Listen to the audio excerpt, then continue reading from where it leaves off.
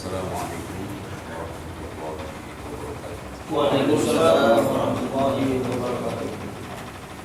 Innal hamdalillah nahmaduhu wa nasta'inuhu wa nastaghfiruh wa na'udzu billahi min shururi anfusina wa sayyiati a'malina.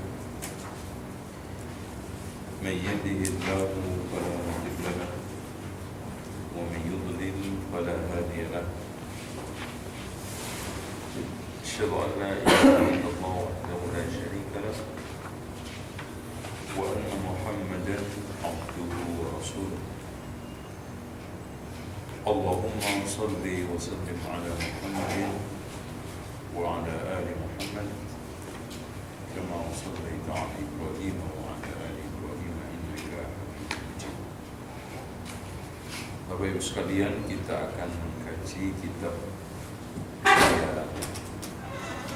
yang ditulis oleh seorang ulama besar. Dia hidup di abad ke-7 Hijriah, yang tidak lain adalah Al-Imam Abu Zakaria Muhyiddin An-Nawawi Ad-Dimashqi.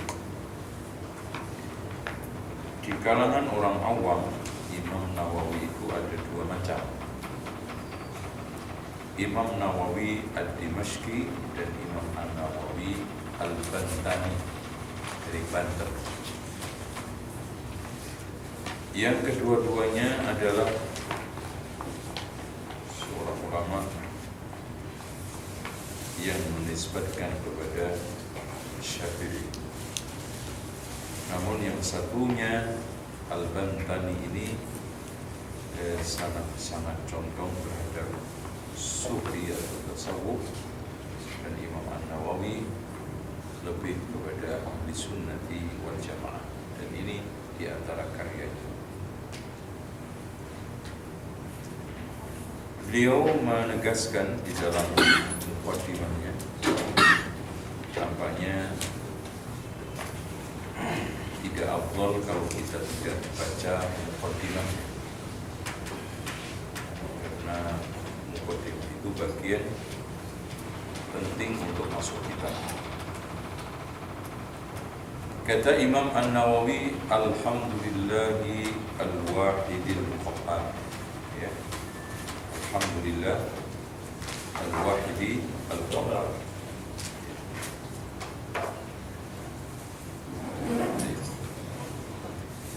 Kenapa alhamdulillah?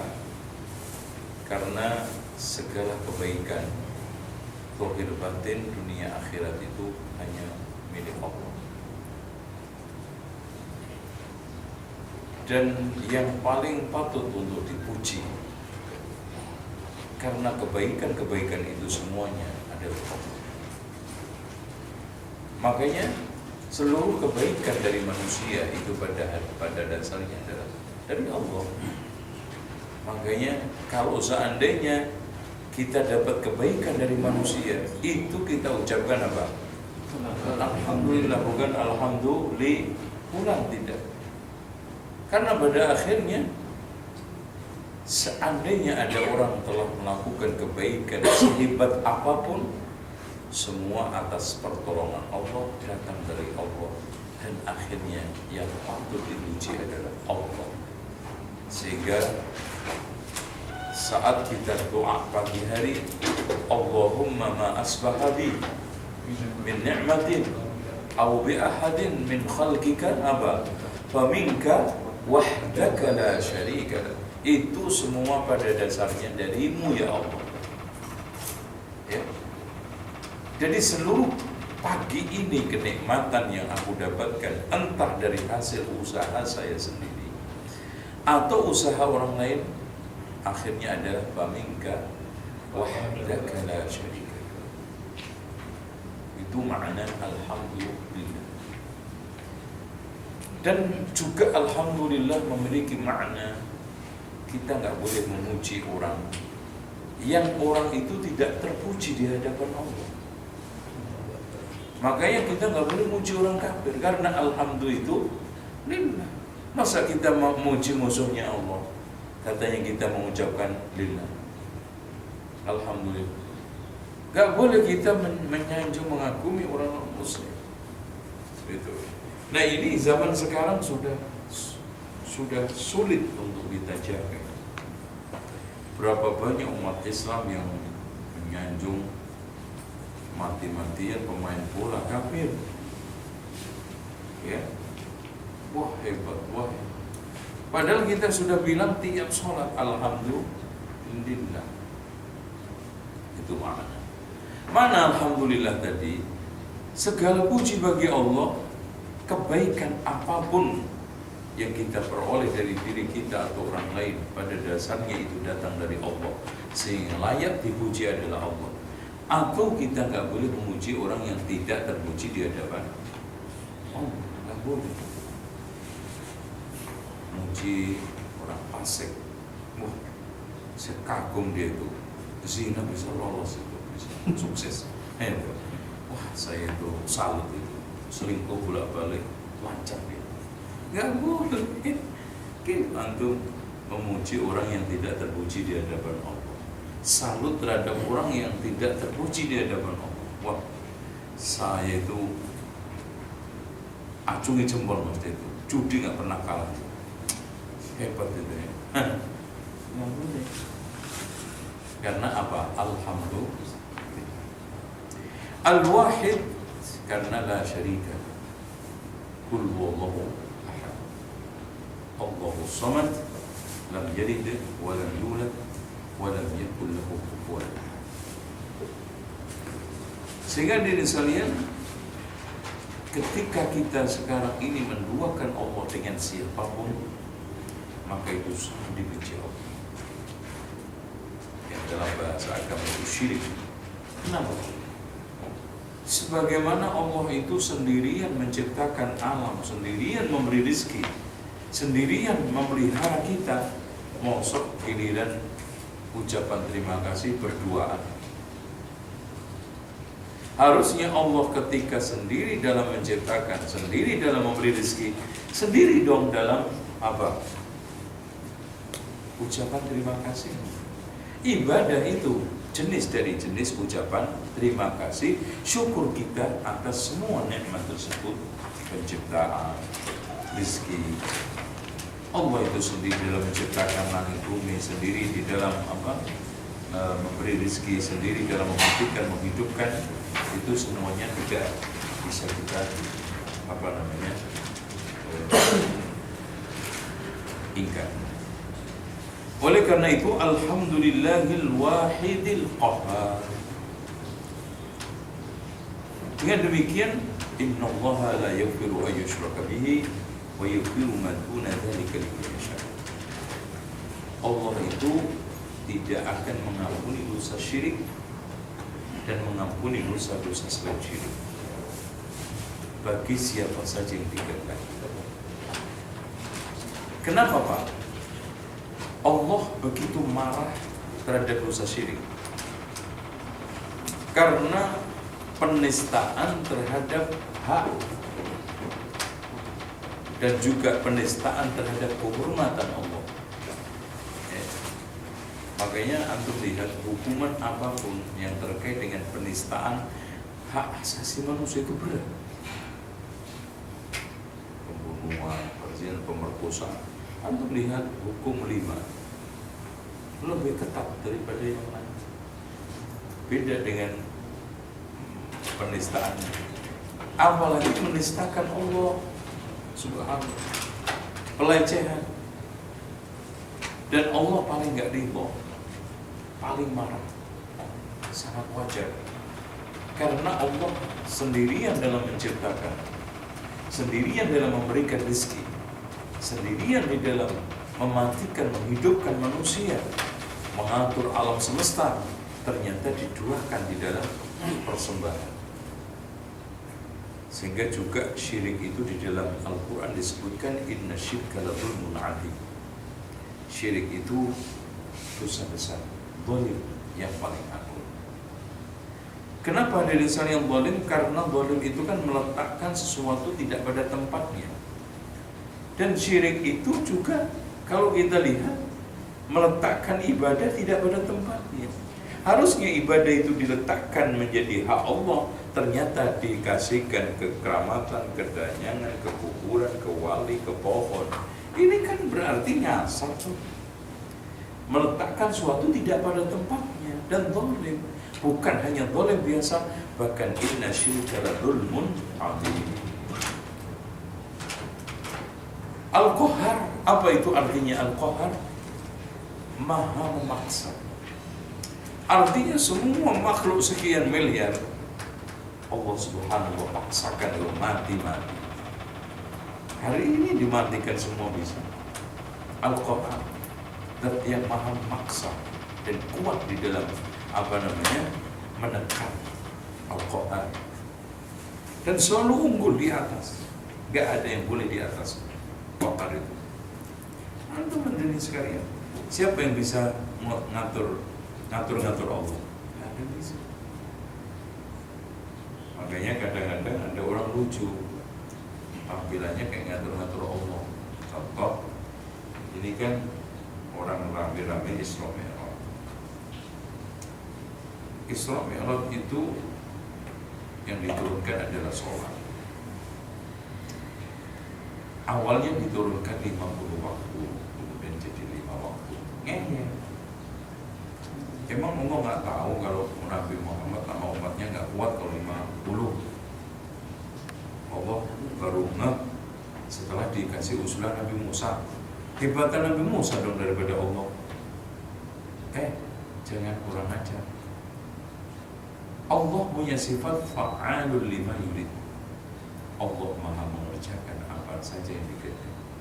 Allah tahu umatnya Nabi Muhammad kagak bakal kuat 50 waktu. Tahu. Cuman Allah ingin menerapkan caranya seperti itu. Siapa yang mau protes? Allah ingin menurunkan syariat sholat caranya seperti itu. Siapa yang mau protes? Seperti juga gini loh Pak, Allah tahu Nabi Adam itu akan bakal turun ke dunia sebelum dia ciptakan. Setelah diciptakan, setelah masuk surga, terus kita protes, kenapa Allah ngerjain Nabi Adam? Kasihan dong, udah dimasukin surga sebentar dikeluarin lagi diusir. Kalau emang dulu tahu dunia aja langsung, kasihan deh, kan gitu. Lu jangan kurang ajar ngatur-ngatur Allah. Allah punya sifat fa'alul lima yurid, maha mengerjakan apa saja yang dikehendaki. Dan juga la yus'alu amma yaf'alu wa hum yus'alun. Allah tidak boleh ditanya tentang apa yang dia perbuat, dan bahkan mereka yang ditanya. Mau Allah melakukan proses, Allah ingin mengangkat Nabi Adam menjadi khalifah dan Nabi, masuk surga dulu, kemudian digoda oleh setan, baru diturun di dunia. Itu hak Allah. Mau ngapain? Itu campur tangan protes lagi. Begitu juga Allah tahu sholatnya Nabi Muhammad dan umatnya itu bakal 5 waktu. Kenapa pakai 50? Itu urusan Allah. Yang tahu Allah. Allah punya cara. Gak ada yang bisa ngunggulin, ngatur-ngatur Allah, apalagi ngeritik Allah, apalagi nggak terima sama Allah. Kasihan dong Nabi Muhammad bisa dikerjain tak panting, naik turun. Ini orang kurang ajar. Itu Pak, antum campur tangan urusan teman antum aja, nggak dilibatin, antum dikatain apa? Kurang ajar. Apalagi campur tangan urusan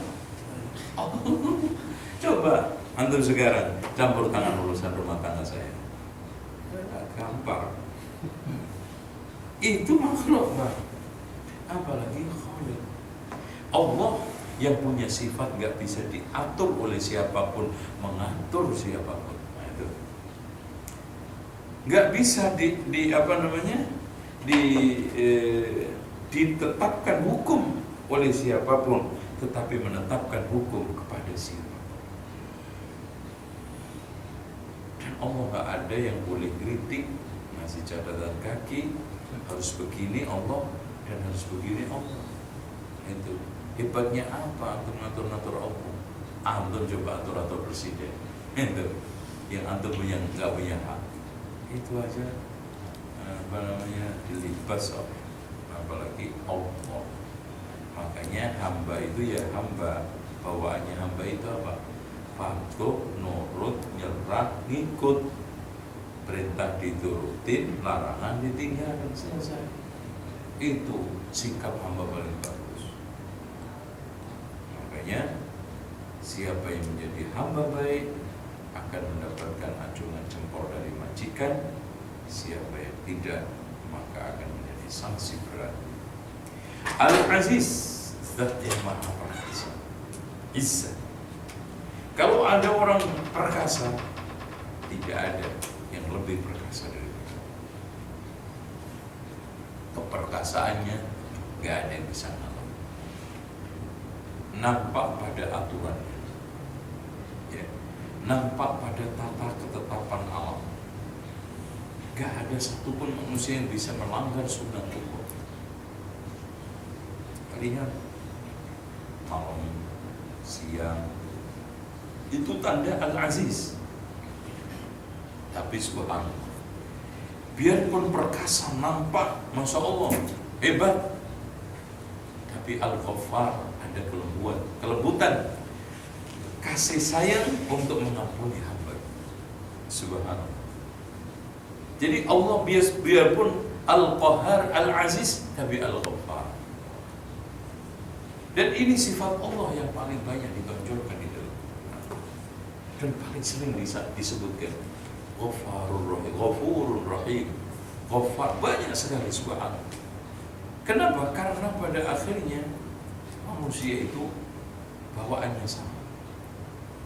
Takut kesalahan ini barangkali gak diampuni Allah, sehingga frustasi. Maka kalimat itu lebih ditonjolkan Allah supaya hamba itu semangat. Kalau sering dibaca, sering dilihat, oh ternyata anak jelek-jelekan begini masih diampuni Allah. Buktinya banyak orang yang lebih jahat daripada saya diampuni Allah. Banyak orang yang lebih jelek daripada saya diampuni Allah. Dan Allah bukan hanya sekedar itu, ngasih contoh-contoh nih lihat.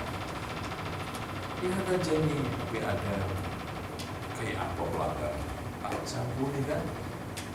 Jadi kisah-kisah Al-Quran itu semua menjadi pelajaran kita. Ya, contoh aja bagaimana janjinya Allah kepada kaumnya Nabi Nuh. Ya, faqultu astaghfiru rabbakum innahu kana ghaffar. Ya, padahal dia maksiat sudah hampir ratusan, 950 tahun, tapi Allah masih No, tolong bilangin sama kaum, sesungguhnya kalau kalian mengucapkan astagfirullah, saya maha pengampun kata Allah. Begitu juga yang lain. Mukawwirul laili 'ala nahar, yang membolak-balikkan malam di atas siang. Ini menunjukkan, bahkan kalau antum lihat di dalam Quran dan Sunnah, malam itu selalu didahulukan sebelum siang, menunjukkan bahwa Allah menciptakan malam dulu sebelum siang. Karena aslinya gelap. Buktinya aslinya matahari ada atau enggak ada? Ya enggak ada. Sementara munculnya gelap siang itu apa? Karena matahari, berarti gelap dulu. Dan di dalam Al-Quran juga banyak Allah Subhanahu wa ta'ala, contoh ya, wasyamsu tajri li mustaqarrin laha dzalika taqdirul azizil alim wal qamara qaddarnahu manazila hatta 'ada kal urjunil qadim la syamsu yanbaghi laha an tudrika al qamar wa lal lailu sabiqun nahar. Malam dulu. Dan juga di dalam firman yukawwirul laila 'alan nahar, malam dulu. Rasul juga menegaskan, Inna Allah yabsutu yadahu bil-laili liyatuba musii'an nahar. Allah itu membuka tangannya di malam hari untuk menerima taubat hambanya yang salah pada waktu siang hari. Wa inna Allaha yabsutu yadahu bin nahar liyatuba musii'ul lail, dan Allah membuka tangannya pada waktu siang hari untuk menerima taubat hambanya yang salah pada waktu malam hari. Dan Allah punya sifat la ta'khudhu sinatun wa la naum, enggak ngantuk, enggak tidur. Berarti 24 jam Allah membuka pengampunan. Artinya apa? Ya kalau kita sampai mati masih punya dosa itu ya keterlaluan gitu loh Pak. Kalau ibarat kata orang, lo kemana aja? Ngapain aja sih? Anak kasih kesempatan, nggak main-main loh Mas, kata 70 tahun. Siang malam aku membuka kesempatan untuk menerima tobat dan minta maaf kepada saya itu mudah. Bapak Ibu sekalian, istighfar sambil tidur-tiduran boleh nggak? Coba antum minta maaf sama saya sambil tidur-tiduran. Antum baca istighfar sambil jalan-jalan boleh nggak? Boleh. Baca istighfar sambil naik kendaraan boleh nggak? Coba antum minta maaf sama orang sambil naik kendaraan. Pak, maafin gue ya. Kurang ajar. Makanya hak Allah dibangun di atas kemurahan, hak manusia dibangun di atas kepelitan. Sekarang yang jadi pertanyaan, sampai mati masih bawa dosa, lo kemana aja gitu loh. Itu nampaknya yang bisa kita ini, insya Allah kita teruskan pada waktu itu. Demikian. Assalamualaikum warahmatullahi wabarakatuh.